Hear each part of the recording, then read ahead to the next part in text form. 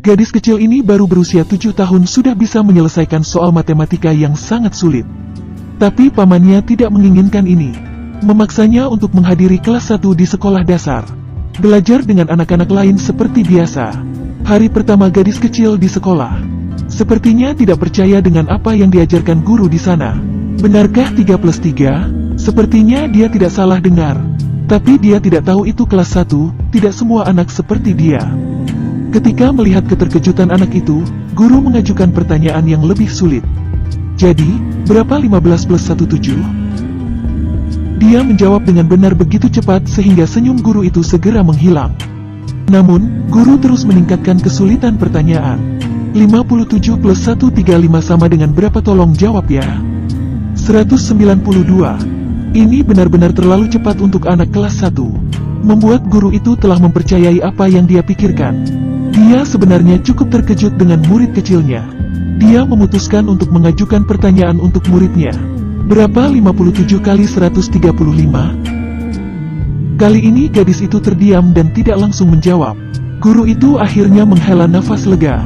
Mempersiapkan untuk melanjutkan pengajaran dia. Ibu, hasilnya sama dengan 7695. Ketika dia mendengarnya, dia mengeluarkan laptopnya dan menekan. Luar biasa, hasilnya 100% akurat. Tidak hanya itu, selama tes dia bisa menemukan akar kuadrat. Guru sekarang benar-benar tercengang. Dia berpikir bahwa mempelajari pengetahuan kelas 1 ini membosankan. Dia membawa murid itu ke kepala sekolah. Dia juga menghubungi orang tua secara langsung untuk mendiskusikan. Dan pamannya ada di kantor. Dia segera memberitahunya tentang situasi gadis itu. Dia bilang dia pikir murid ini jenius. Dia baru berusia 7 tahun dan sudah bisa menghitung 3 kali lipat. Tapi sepertinya pamannya tidak terlalu senang. Bagaimana kamu bisa melakukan itu? Kemudian paman pergi dan tidak mengungkit masalah itu lagi. Keesokan harinya, seluruh kelas menjalani tes. Ketika seluruh kelas masih berjuang untuk mengerjakan tes, dia segera menyelesaikan tesnya.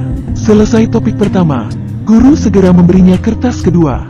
Kali ini bukan matematika kelas 1 yang sederhana. Itu adalah persamaan matematika yang sulit. Tapi gadis itu masih dengan cepat menyelesaikan jawabannya. Tes selesai. Dan tentu saja hasilnya benar sekali. Setelah berkali-kali menantang murid ini, saat ini, guru percaya bahwa dia benar-benar jenius matematika. Dia benar-benar penasaran. Ini benar-benar kasus yang belum pernah dia lihat sebelumnya. Guru segera mencari nama gadis itu di internet. Itu seperti mencoba saja, tetapi hasil pencarian mengejutkan guru. Ternyata ibu gadis itu adalah seorang matematikawan terkenal. Tapi bunuh diri saat meneliti topik besar.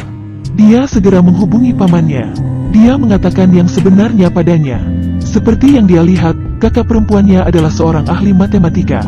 Tetapi orang tuanya bercerai ketika dia mendengar bahwa kakak perempuannya hamil. Tapi neneknya hanya tertarik pada topik penelitian ibunya. Kakak perempuan itu menunda penelitiannya saat dia hamil. Dia sangat kecewa padanya.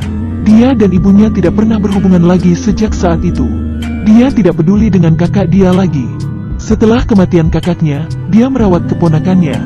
Paman gadis itu adalah seorang pengemudi kano. Meskipun hidup tidak terlalu kaya, dia selalu mengajaknya bermain. Membuat dia merasa sangat bahagia.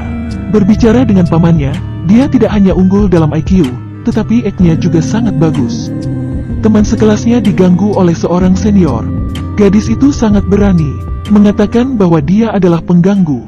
Kemudian mengambil buku itu dari teman sekelasnya. Ia pergi dan memukul wajah anak itu. Pamannya diundang ke sekolah. Kepala sekolah menyampaikan keinginannya. Dia ingin mengirimnya ke sekolah jenius untuk pelatihan. Permintaan yang sangat baik dari sekolah. Dia juga berjanji untuk memberinya beasiswa penuh. Dengan kondisi yang begitu baik, paman dengan tegas menolak. Meskipun dia sangat berbakat, tapi yang diinginkan adalah sekolah biasa saja. Kecuali mereka mengusir keponakannya. Ketika dia kembali, dia melihat seorang wanita tua berdiri di depan rumah. Ini adalah neneknya. Ternyata dia mengetahui cucunya adalah seorang jenius matematika.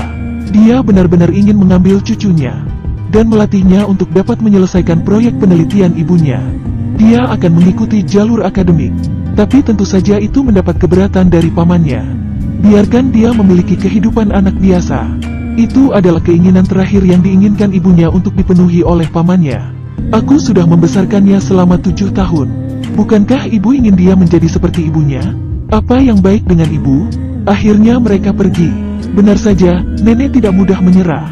Untuk memperjuangkan hak asuh, dia membawa putranya ke pengadilan. Akhirnya mendapat persetujuan pengadilan untuk membawa cucunya. Dia tidak sabar untuk mengirim cucunya ke MIT yang bergengsi. Ia melihat pertanyaan dunia di dinding akademik.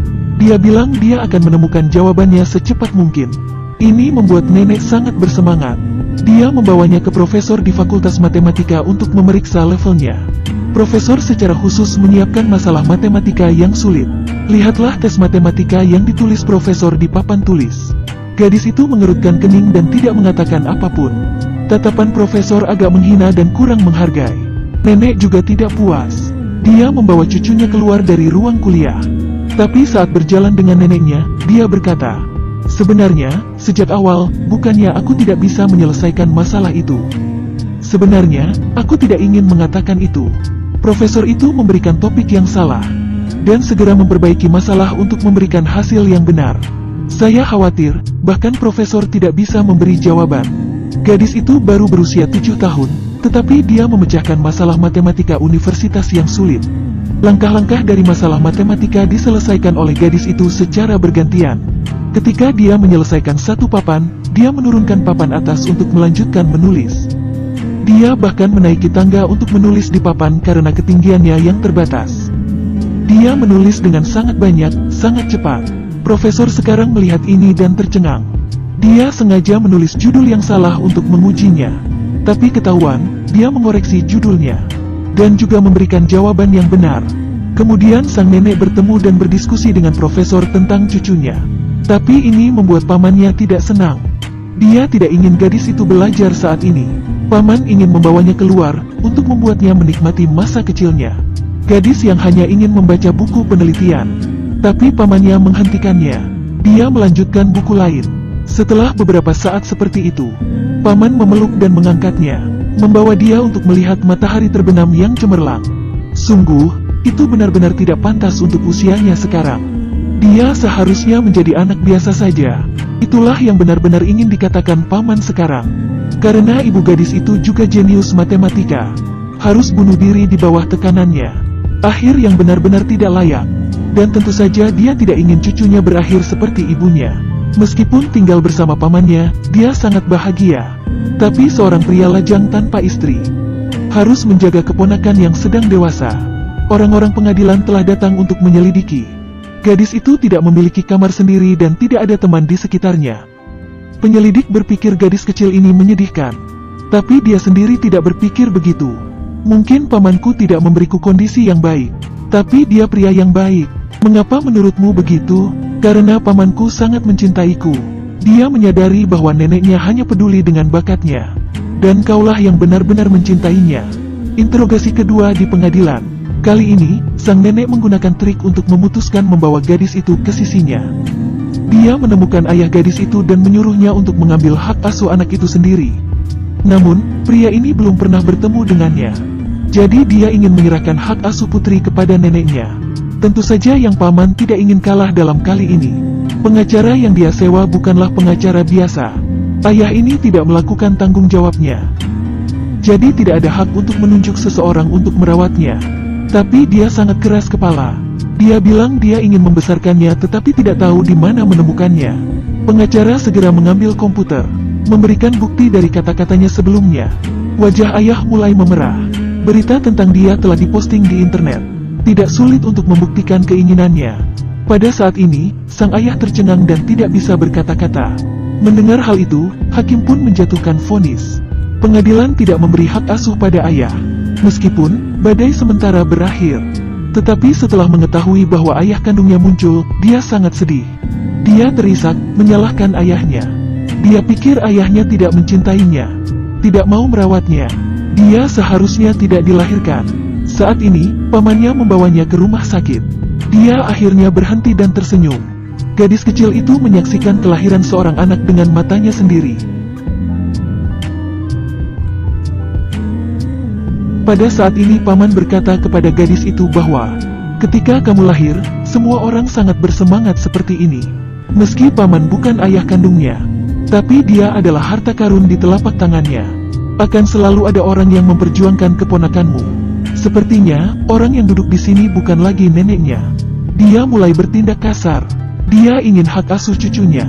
Ibu dan anak saling menggugat di pengadilan. Ibu sudah mulai memalingkan wajahnya, tidak lagi memiliki sikap tenang. Saya hanya ingin cucu saya belajar menjadi ahli matematika terkenal. Ketika dia berusia 3 tahun, ibunya menjadi ahli matematika top dunia. Tapi segera, dia memilih untuk mengakhiri nyawanya sendiri. Itu hanya untuk membalaskan dendam ibunya. Bukan hanya anak perempuannya tetapi bahkan anak laki-lakinya menentangnya. Menyerah menjadi doktor filsafat, siap menjadi tukang reparasi kapal. Sungguh ambisi nenek ini terlalu besar. Dia ingin keponakan kecil mewarisi proyek ibunya. Ketika dia tahu cucunya memiliki bakat alami untuk matematika, dia segera muncul dan menarik keponakannya ke arahnya sehingga dia bisa memenuhi tujuannya. Dengan segala cara, dilakukan untuk mendapatkan hak asuh cucunya. Dia bahkan rela membawa putranya ke pengadilan untuk mencapai tujuannya. Kali ini pengacaranya sangat belak-belakan. Dia pikir pamannya membawa keponakannya untuk tinggal bersamanya. Tidak memperbolehkan keponakannya pergi ke sekolah jenius. Rupanya itu adalah ekspresi kecemburuan terhadap kakaknya. Dia mencoba untuk membuatnya menjadi orang biasa saja. Sebagai wali seperti itu, apakah ini benar-benar hal baik yang pantas dilakukan? Dia dengan keras membantah pernyataan pengacara itu. Tapi pengacara berulang kali menegaskan. Tapi apakah benar seperti itu? Dia menghela nafas. Melihat permainannya, dia mulai berpikir. Dia benar-benar tidak bisa memberinya kehidupan yang baik. Mereka kalah dalam sidang kali ini. Tetapi pada saat itu pengacaranya membuat kesepakatan, yaitu mencari keluarga angkat. Nenek dapat mengunjungi gadis itu kapan saja. Pengacara juga menyarankan sebuah keluarga kepadanya. Villa dengan kolam renang dan kamar tidur pribadi. Ada juga piano yang dia impikan sejak lama. Tapi paman tidak mampu membeli untuknya. Paman menjadi putus asa dan harus menerimanya. Dia mengantar cucunya ke keluarga itu, mengirimkan salah perpisahan yang membekas. Gadis itu menangis sambil memeluk pamannya. "Jangan pergi. Tolong jangan tinggalkan aku sendiri di sini. Tolong jangan." Paman benar-benar tidak bisa menahan diri. Tapi dia harus dengan enggan pergi untuk masa depannya. Namun, tidak terlalu lama. Dia memutuskan untuk pergi mencarinya. Tapi dia sangat marah dan berkata dia tidak ingin bertemu dengannya lagi. Dia merasa sangat sedih. Tapi suatu hari, secara kebetulan paman mengetahui.